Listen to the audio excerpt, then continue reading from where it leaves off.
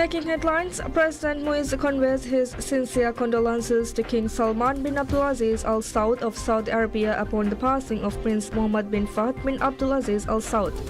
The president expressed hope to transform the administration's strong ties with China to bring greater benefit to both nations in the year ahead. And the president highlights cultural significance and unveils key developmental initiatives aimed at improving infrastructure, safety, and financial accessibility for residents in Taekwondo, Ha-Alif et al.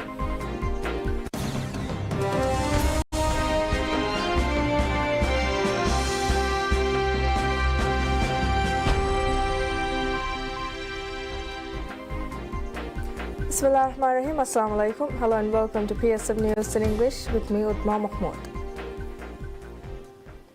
Looking into the details, President Dr. Mohammed Muiz conveys his sincere condolences to King Salman bin Abdulaziz Al Saud of Saudi Arabia upon the passing of Prince Mohammed bin Fahd bin Abdulaziz Al Saud. In his message, President Muiz expressed his profound sympathies, underscoring the late Prince Mohammed's steadfast dedication to social issues and humanitarian efforts. The President acknowledged Prince Mohammed's notable contributions to youth development, healthcare accessibility, and initiatives designed to improve living standards. President Dr. Muiz concluded his message with a prayer to Almighty Allah, seeking comfort and strength for King Salman, the royal family, and the people of Saudi Arabia in this time of mourning.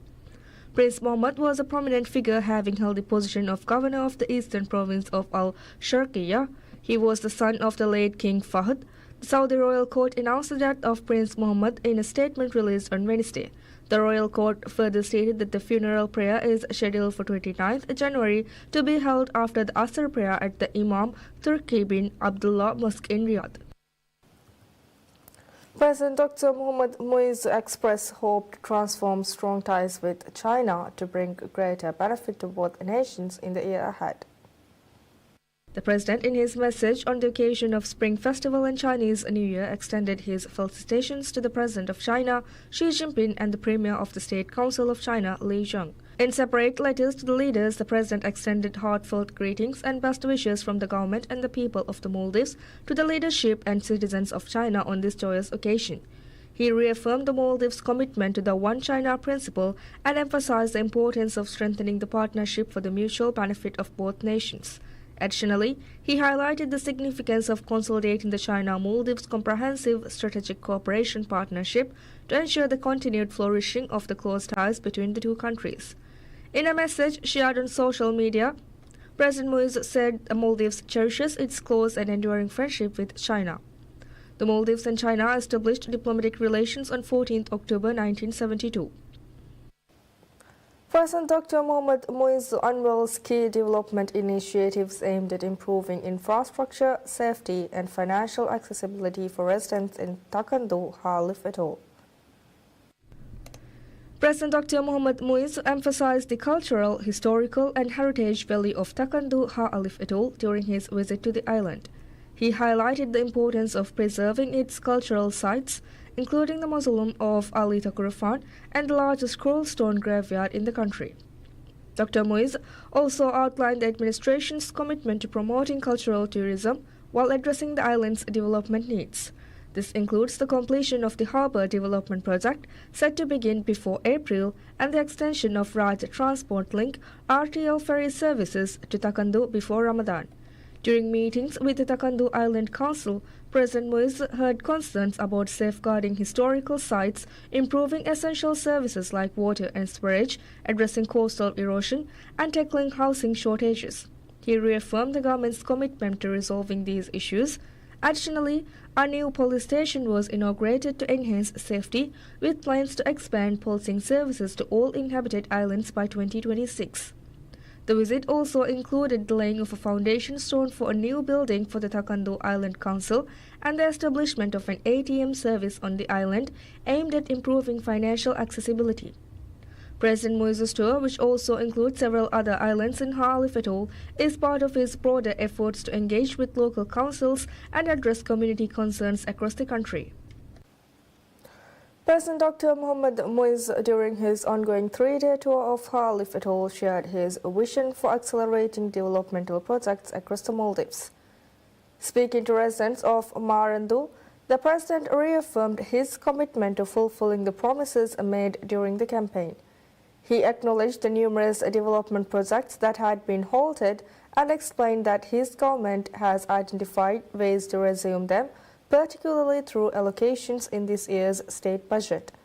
The president assured residents of a comprehensive solution to the harbour issues, as well as plans to address coastal erosion, school space limitations and healthcare centre service improvements. He also pledged a new football ground, staff solutions for the health centre and the introduction of laboratory services. Furthermore, Marandu will be integrated into the Raj Transport Link RTL ferry service before Ramadan. In addition, President Dr. Mohamed Muiz inaugurated the new police post in Marandu as part of his administration's initiative to establish police presence in all inhabited islands by 2026. He also witnessed the signing of an agreement between Marandu Island Council and the Bank of Maldives BML to install an ATM as part of BML's plan to expand ATM access across the country by the end of 2025.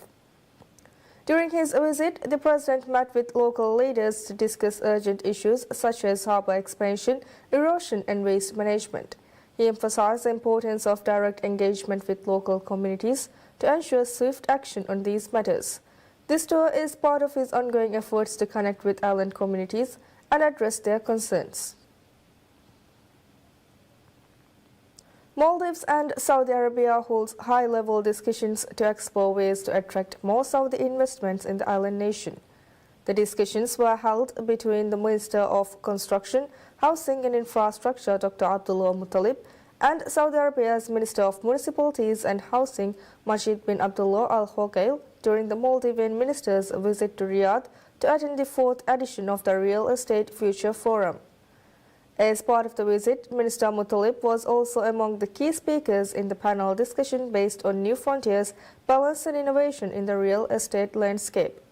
Saudi Arabia remains a key development partner of the Maldives with the ongoing project to upgrade the island nation's main gateway, Velana International Airport VIA, among the several Saudi-aided infrastructure projects in the country.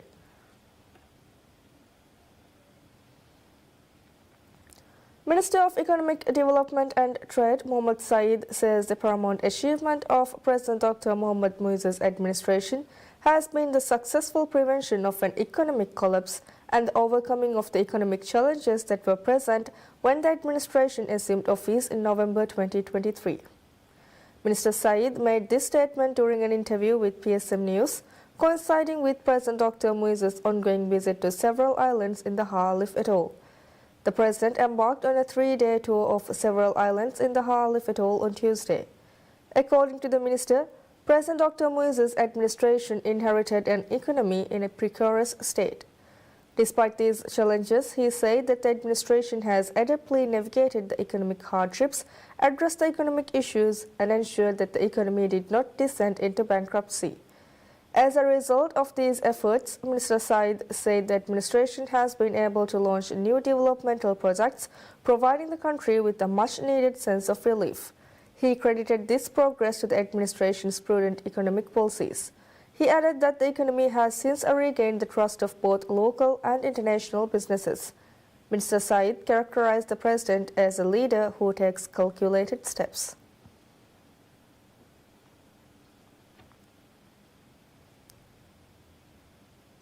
The government invites interested contractors to design and build housing units in 57 islands under its landmark public housing project. The Ministry of Finance and Planning, on behalf of the Ministry of Construction, Housing and Infrastructure, invited interested contractors to develop housing units on 57 islands under the government's public housing project. According to the ministry, the project will include design and build of more than 12,000 housing units in 57 islands through open national competitive bidding and international competitive bidding process. Interested bidders may opt for various financial model options for the project divided into 4 separate categories. Category 1 has been designated for islands with 50 or below housing units and has been made available for only local contractors. For islands with housing units between 51 to 150 under Category 2, both local contractors and joint ventures between local and international contractors are eligible to apply. But for housing units between 200 and 300 or above, divided into category 3 and 4, international contractors can apply separately without establishing a joint venture with a local contractor. President Dr. Mohammad Muiz has pledged to develop 20,000 housing units, each in the north and south of the country, to address the long-standing housing shortage in the island nation.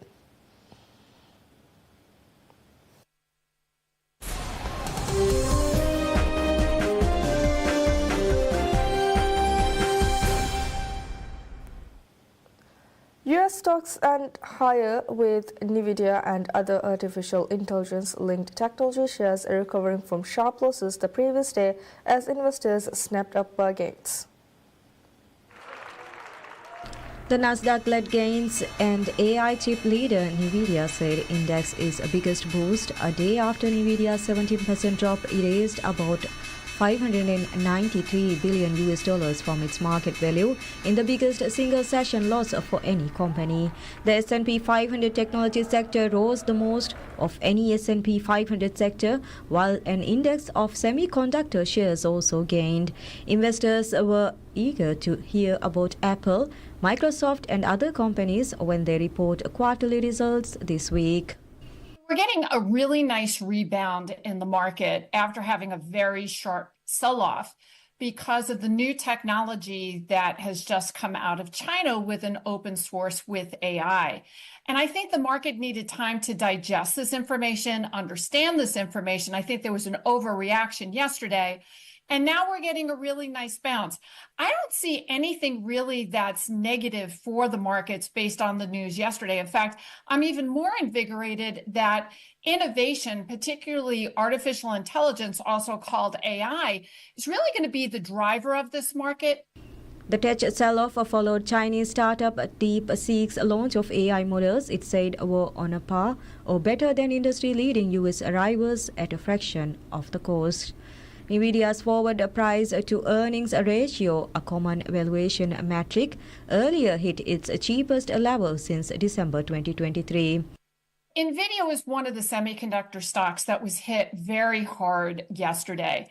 And I really think from a technical perspective, I think that stock needs to consolidate for a period of time. I think there's a lot of questions over how many chips and what chips people will use. I believe that 2024 was the year of semiconductors, and 2025 is going to be the year of software. So I wouldn't be surprised if you see software stocks outperform semiconductors. And I think because of the hit that NVIDIA took from a technical perspective, it might need a few months to consolidate. So I'm not rushing to buy semis, but I'm also not rushing to sell them. The S&P 500 gained 55.42 points or 0.92% to end at 6,067.70 points, while the Nasdaq Composite gained 391.76 points or 2.03% to 19,733.59. The Dow Jones Industrial Average rose 136.77 points or 0.31% to 44,850.35. Boeing reports an annual loss of $11.83 billion, its largest since 2020, as it grappled with problems at its commercial and defense units and the fallout from a crippling strike by U.S. West Coast factory workers. The loss demonstrates the challenges facing CEO Kelly Ortberg in turning around the U.S. plane maker as it sits down to revive Airbus in the delivery race and comes under the crosshairs of regulators and customers following a series of missteps. Shares of Boeing rose 0.5% in pre-market trading. The company reported a quarterly cash burn of $4.1 billion, a metric closely watched by investors, slightly lower than analyst expectations of $4.26 billion cash burn, according to data compiled by LSEG. Ortberg, who took the helm of the plane maker in August, said the company was making progress on restoring stability to its struggling production lines after a harrowing mid-air accident a year ago raised concerns about the safety of its jets. The company reported a loss of $3.86 billion in the fourth quarter due to what Ortberg called disappointing charges in several fixed-price defense programs. Ortberg, however, added in a letter to employees on Tuesday that Boeing was now more proactive and clear-eyed on the risk of the programs. Revenue for the quarter through December fell 31% to $15.24 billion, missing analyst expectations of $16.21 billion according to LSEG data. Quarterly adjusted loss per share was $5.90 compared with expectations of $3 loss per share. Cash burn was $14.3 billion in 2024 compared with a cash flow of $4.43 billion in 2023. We will now conclude the news to bring you live coverage of the President's arrival in Port Fujiha Alif Atoll as part of his tour of the atoll. Have a good day ahead.